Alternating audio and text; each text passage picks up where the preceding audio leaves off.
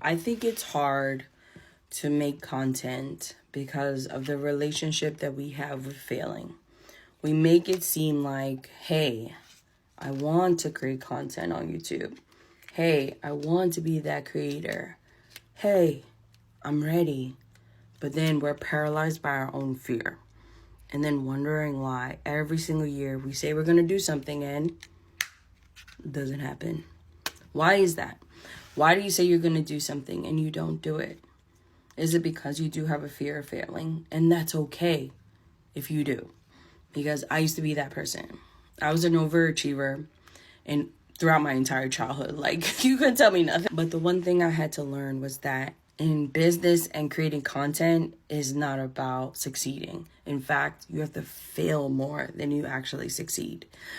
And that is hard for the person who's used to being a perfectionist, used to being in control, and used to being a success with everything they did. But the one thing I had to learn was failing is part of the success story.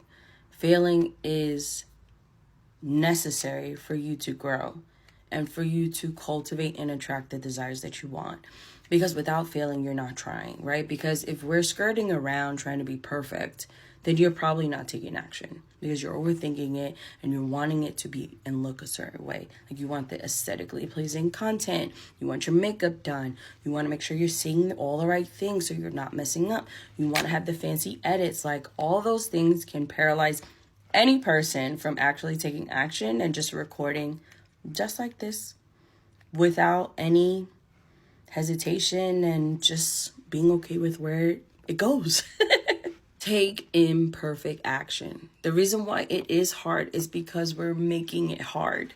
Failing is part of it. Your content is going to suck and nobody's going to watch it.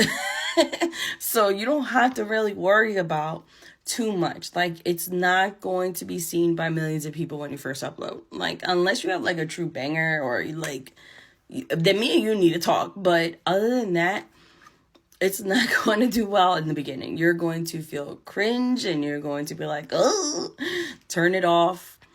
Just do it imperfectly. And, you know, Mr. Beast, if you don't know him, I mean, not a lot of women creators would know him, but I don't want to sit here and say like you don't. But the one thing he said was just like, just record and upload, right? But then for every video that you do, make the next one better with one thing. Maybe it's a better thumbnail. Maybe it's a better title. Maybe it's a better sound and microphone and maybe better editing. Just tweak one thing. And all those tweaks that you will do over time will cultivate a high quality content that gets people in your world.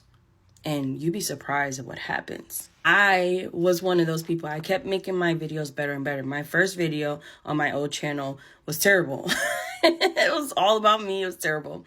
But the videos that landed on Google's first page, the videos that went viral, the videos that are still gaining traction and still getting in front of people from 5 years ago to this day, the things that I did to attract over 30,000 subscribers with ease by uploading one video a week. And that's it. There was no such thing as YouTube Shorts back then. And I was able to do it in a way that was fun. I didn't get burnt out in the beginning. I did at the end, but that's because I wasn't focused on the right thing. So if you're interested in doing that, feel free to check out the training on my page. I go over 3 easy steps. Simple, like easy, that you can do right away in order to start your YouTube channel, create that content, attract your community, and be an inspiration to the world. Hope to see you there.